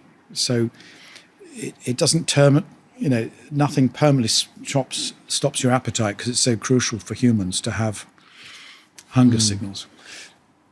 I want to address the topic of portion control and appetite, but for the people that will not be taking drugs like Ozempic, how should we define that what we're eating is enough? Should we listen to how we feel? Because also that varies, right? There are some days that I didn't necessarily worked out more physically wise, or I didn't have a more stressful day from a work point of view, but yet there are some days for no reason that my appetite is higher and I want to eat more. So I don't know when to define that it's enough and to know that I am maybe overeating. Well, I think you've got to listen to your body, but you mustn't always do what it says. I don't know if you've noticed, if you travel a lot and you're sleeping badly, you're jet lagged, you want food, right? Yeah. Your body's saying, feed me, feed me, feed me, right? And you know that you don't need food. You've been doing nothing. You're sitting on an airplane, you haven't expended any calories. So you know your body's wrong, but at the same time, you want to be able to sleep, so you have to do something about it. So I think it's listen to your body, but don't be ruled by it. We know that what you ate last night will determine your appetite the next day. So if you had a bad meal, your signals will be raised in the morning. We know that if you only got 5 hours sleep, your food choices in the morning, not only you'll be hungrier, but it'll be saying, give me carbs, give me lots of fatty foods, right? It won't be asking for vegetables. So it's telling you the wrong thing. And so you need to listen to that, but also understand what your body is trying to do and not be ruled by it. I think that's important. But realize that, some people are ruled by their appetite and others aren't. We're all different. And it's very hard to know what someone else's appetite signal is telling them. So we're very judgmental about obese people and say, you just got no control. But we don't know how strong their appetite signals are. And I don't think until Ozempic came along, we didn't realize how they can just switch and become like skinny people who aren't. We know in every population in the world, there's perhaps 20 or 30% of people that never get fat. You go to the Gulf states where most people are obese. They're drinking, sodas and eating terribly. But amongst all those obese people, there'll be a group of skinny ones that just don't get those appetite signals. Yeah, but I think we all have this one friend that can eat whatever they want, sugars, fats, starches, anything. And they just must have an incredibly high metabolism because they don't seem to put on weight. Does that mean that even though from the outside they're not putting on weight, internally they're healthy? This very small group of people. We all think what you've suggested, but the evidence doesn't suggest that there's huge differences in our metabolism, one person to another. So, it could be that they're not actually eating that much. You just perceive them to be eating, but when they're not with you, they're not eating very much at all. Really? They're not waking up hungry in the mornings. Yeah. They have different patterns to you. So, we used to think that we could explain a lot of this by huge variations in metabolism. You're a fast metabolizer, you're a slow metabolizer, and we'd all blame ourselves. Oh, it's my fault, I'm useless metabolizer. But it all seems to be controlled by the brain rather than by metabolism. And when I was researching genetics of obesity, it turns out that, most of the genes for obesity are in the brain or in the immune system. They're not controlling metabolism. So I don't have all the answers, but I do think that some people are protected, and it's probably they can eat for fun or whatever, but they don't get the same drives that some people do, in that morning. So, I'm starving, I really must eat something. They maybe don't get that. No, I think you're so right, because we don't spend every single day with this other person, and you're probably right, they're just maybe eating less than what we think. It's very hard to know what is going on in someone else's brain. Yeah. What are your thoughts on alcohol when it comes to our gut health, but also our general health? Are you a person, in simple terms, that is pro-alcohol consumption, against alcohol consumption, somewhere in between? Well, I'm trained as an epidemiologist, which means I look at population health, and in general, alcohol is bad.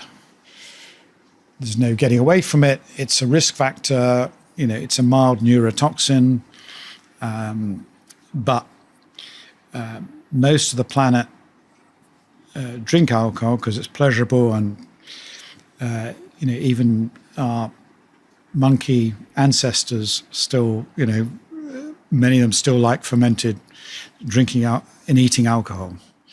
So it's part of our DNA in a way. And I think we shouldn't. I'm controversial amongst my colleagues because I won't. It's easy to condemn alcohol completely and say nobody should have any alcohol. We should ban it, make it unaffordable. Certainly very big in America, that opinion. But I look around the world and I see many healthy populations, whether they're in Spain, Italy, Mediterranean countries, Japan, where they enjoy sake and shochu, enjoying small amounts of alcohol in social settings, and that seems to have some health advantages. And I think, one glass of alcohol a day for most people, particularly if it's like a red wine and not a spirit, or a bottle of beer, is perfectly fine. I did some back of the envelope calculations for my book because I'm quite happy to say, I have a glass of red wine 5 or 6 nights a week. Occasionally have a week or so I don't drink. I drink less than I used to. I'm a doctor, remember. Most doctors were taught to drink heavily. Worked out that the risk of me having a problem due to drinking 1 glass of wine is the same as me commuting by car for an hour a day in terms of health risk. And so we wouldn't tell people never drive a car. It's very small. That's my point. So if you're having it's not zero, but it's very small. So if you're having a glass of wine 6 times a week, is that, as you said, it's not harmful to us? Which I have a few questions about that, but before those questions. So if that same person, instead of having those 6 units of alcohol, 6 units of, or 6 glasses of red wine in 6 days, if that person is having those 6 glasses in 1 day, does that have a different impact in our bodies from a negative point of view? Is it worse? Yes. So they've done studies of binge drinking, which is what young people do nowadays. They would all have that on a Friday night. Yeah. And then that has, according to the epidemiology evidence, is much worse for you than having a regular drink. Drinking spirits is not good for you at all. I mean, the reason I pick wine is that we actually did a study of about 5,000 people, looked at their drinking habits and their gut health. And the only alcohol that was beneficial for your gut microbes was red wine. That's because you remember, it's grapes and polyphenols. Yeah. And when you drink it, you can taste a bit like an olive oil. You've got the tannin in there, so it is quite natural. So that contrasts against the alcohol and gives you the modest benefit for the gut, but maybe negative. So it's good for the heart and the gut, maybe negative for other things, and it sort of balances out. Yeah, so that's what my next question is going to be about. So in your next book, you are researching the connection in between the gut and the brain and how everything that we consume and we eat is impacting our brain's performance. When it comes to alcohol, My understanding was that alcohol, it's literal poison to the brain. It impairs so many of our different neurological circuits, but also it hijacks our dopamine system, which then by definition we have a dopamine low, which makes us also sad, aside from impacting our memory, our focus, and many other cognitive functions. What do you think about this? Well, I think it's all true, but it all depends on the dose. It depends on the dose. Okay. So lots of things, in small dose are fine, and in large amounts are terrible. It's a bit like saying, if you smoke one cigarette a year, are you likely to die? Probably not, right?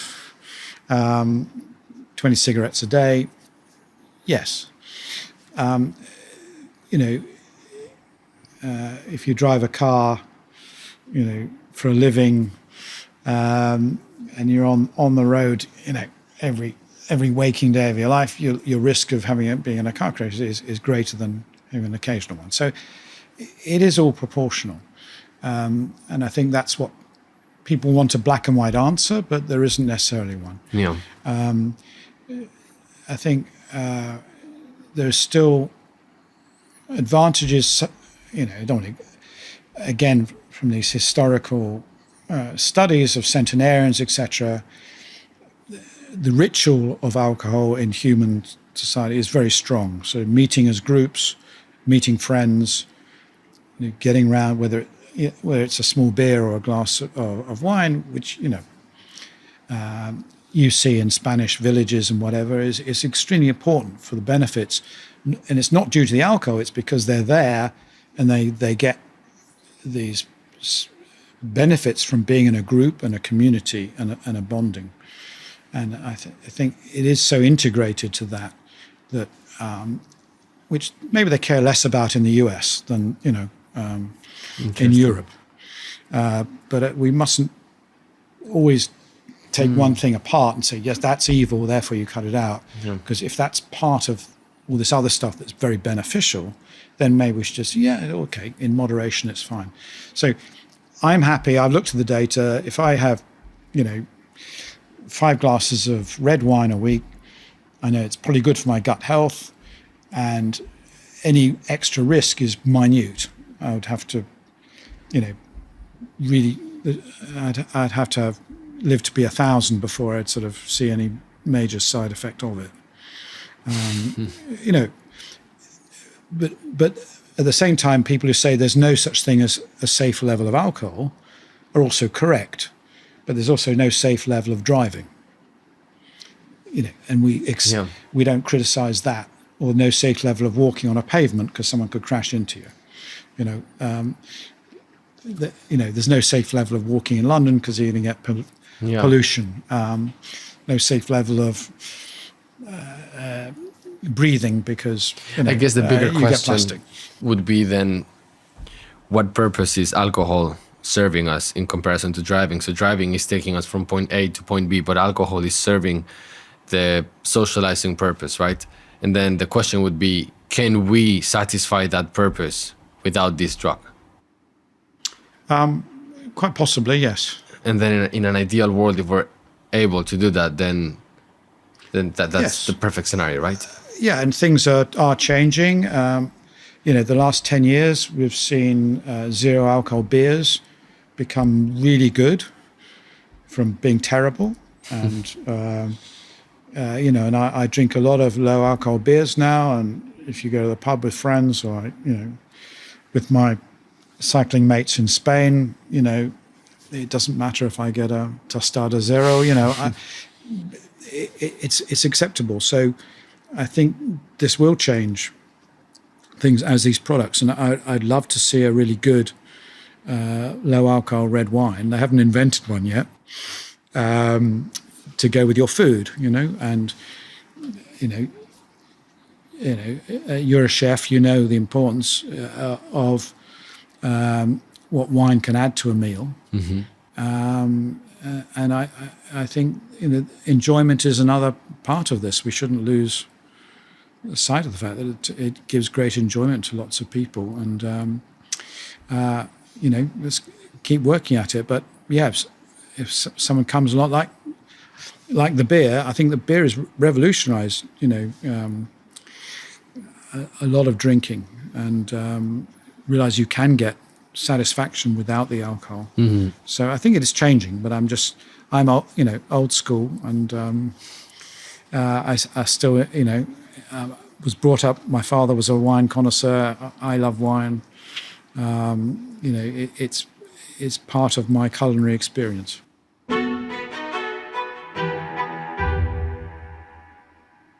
Dr. Spector, you are the co-founder of a company called Zoe. For those who don't know what the company is, what is it? It's a science and nutrition company. It's also a gut health company that we believe is sort of leading the gut health revolution. Our goal is to improve the health of millions of people through tools to guide them to eat better. Mm-hmm. So we have a number of products that we've been developing through research in the last 8 years. So we have an app that people can use as a tool that uses AI and photos of your food to track what you're eating, give you scores based on your personalized responses so that you can reduce sugar spikes, fat spikes, reduce inflammation, just nudging you towards a long-term healthy way of eating. It tracks how many plants you're eating, ferments, etc. We also have a gut test, which is the most advanced in the world, which we've done on a third of a million people now, to say what's the state of your current gut health and how we can use that data to personalize some of the food scores in the app. We also have products like the Prebiotic fiber of 34 plants, and we're having others in the pipeline, all of which we test in proper randomized trials rather than just using marketing. And the idea is we're currently in the US and the UK. We're moving into Europe this year. And really, we also have a big successful podcast, the biggest nutrition podcast in the world, which is free, telling people all the latest science about what's happening in the field of nutrition. So we feel What's the we're name doing of the podcast so my audience can also follow you? Zoe Science and Nutrition. Mm-hmm. And we feature real scientists talking about their research and how this can impact the practical aspects of food and nutrition and lifestyle. So we're trying to, through all these ways of working, get people to eat in a more healthy way that is driven by science, and get people to understand food more. And that's really what our aim is. What is the greatest discovery that you've made while building Zoe from a scientific point of view? Well, there have been lots. I mean, Zoe is very unusual because we've actually published 70 papers, which is a lot. And in the top ranking papers in the world, like Nature and Nature Medicine, that is like winning the Oscars. We also did a lot of work in COVID. So as COVID came on, we were developing the food app, and then we switched to help people record their symptoms. And we made all kinds of amazing discoveries about the virus, but I guess everyone wants to forget about COVID. I think I'll list a few discoveries. So the first was that we all respond very differently to the same food. No one had ever said that before. So that was a revolutionary moment in nutrition history. That meant we could personalize it. That meant that you could predict how people respond to foods, how you and I are different. Second thing we noticed that the gut microbiomes of us all are very different. So you and I only share maybe 20% of our gut microbes. You and your twin only share 25% of your gut microbes. Wow. It's really tiny compared to everything else in our bodies. And so that makes us very unique in our responses to food. I think we showed the first times these sugar dips. No, people in the past had only focused on sugar spikes, not sugar dips, and showed that that is then linked to extra hunger and explains a bit why junk foods cause people to overeat as well. It's not just the contents of the food, it's the response of the body that tricks it into thinking it needs more, or it needs to compensate for that dip, as if that dip is like a bad night's sleep or something else. I think the effects on the brain, I mean, we've done about 4 very large studies, all of them showing that the first things people notice when they improve their gut and their diet is their mood and their energy improve. And I think that, for me, has been the biggest sort of aha moment in the last few years, and why I really wanted to start writing more about the brain, etc., and realizing how important the gut is pivotal. And we always thought the brain used to rule the rest of the body. Now I think the gut tells the brain what to do, and sometimes it gets it wrong, and that's why we end up depressed and anxious and stressed. And if we can understand that, we can all feel better. Are the different responses from different people eating the same types of food a result of nature or nurture? They are, if by that we mean genes or environment, they are predominantly environment and random factors. So, as you know, my background is in twin research. So that very first study, we had 650 twins there because we wanted to see the genetic effects, because I was sure there'd be a big genetic effect, and it turns out it's very minimal. It's only about 25% for sugar response and 5% for fat response. So it's nothing really to do with our genes. And that is a really empowering message, because that means that we all have the ability to change ourselves, our responses, through our diets and environment and our lifestyle, which I think is very powerful. Because in the past we said nothing more you can do, just blame your parents. Now we can change ourselves, we can change our bodies. What would you tell these parents that right now they are deciding what to give their kids for breakfast, lunch, or dinner?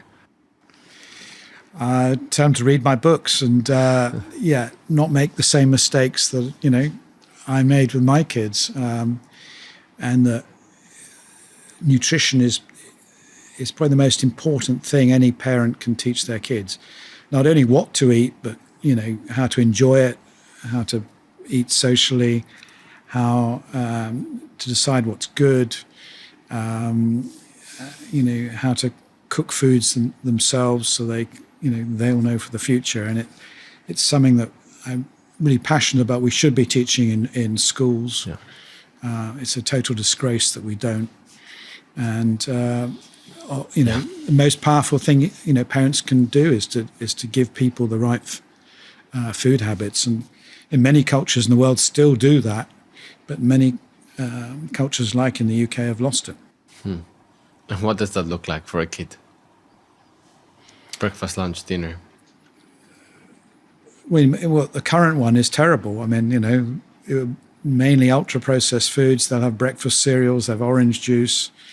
They go to school, they get given a whole box of snacks that they don't need. So they're having high-protein chocolate snacks, getting crisps. They then have a terrible school lunch, often not sitting down. And they might, have some fast food on the way home. And then, a microwave dinner in the evening, and have had no fresh vegetables or plants all day. Why should we be sitting down while we eat? Our body needs time to appreciate what we're eating. And so we've evolved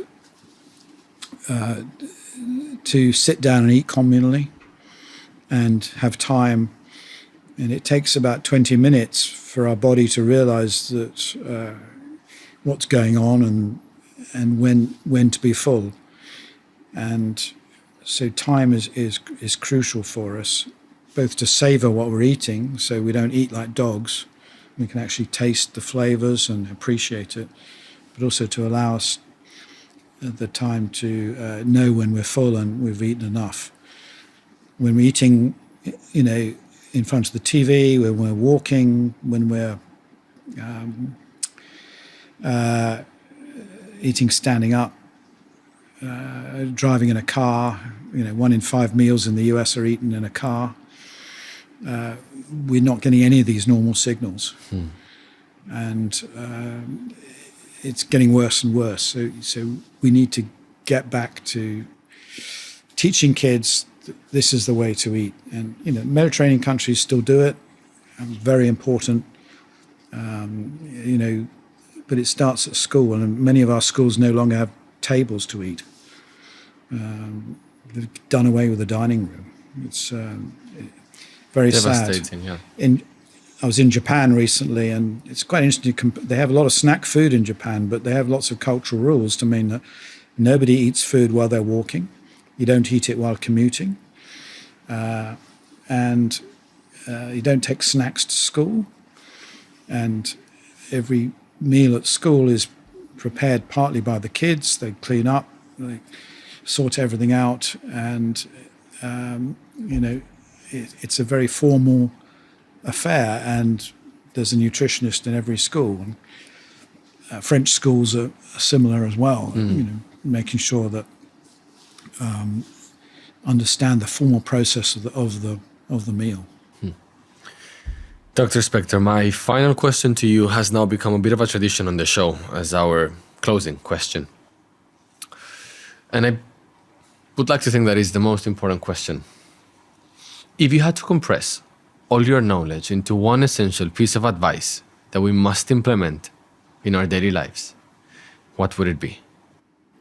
I would say every time you put something in your mouth, remember that inside you are 100 trillion microbes begging you to make the right choice. And if they're happy, you'll be happy. Thank you. I really, really, really enjoyed our conversation for so many reasons, but the primary reason is because, as we were discussing earlier, I believe that there are very few topics that act as a common denominator across every single human in this planet. And I try to pick up those topics and then bring subject matter experts of those topics into this show, so they can, on one hand, simplify the area of expertise so we can all understand. And then, on the other hand, provide us with valuable tips that we can implement in our daily lives, regardless of how much money we make or where we live, right? In a very democratic way. And I cannot think of a more mainstream and democratic and common denominator topic than food. So I've really enjoyed our conversation. I'm going to implement so many of the tips that you've shared with me, and I'm very hopeful that this will also help my audience. And I'd like to have the opportunity of having this conversation again, perhaps in a year or so, because I know that this industry, the food industry, the world of food is evolving constantly, and perhaps maybe what we agreed today that is very healthy, in a year and a half from now we discover that it's not healthy, and we need to revisit that topic. But thank you so much. And for our audience, we will leave a link to all the different books that Dr. Tim Spector has right now published, which, if my memory serves right, there are 5 different books right now, right, available. And there's a 6th coming. So we'll make all of them available across all of the different podcast platforms. And yeah, thank you so much. It's been a great pleasure.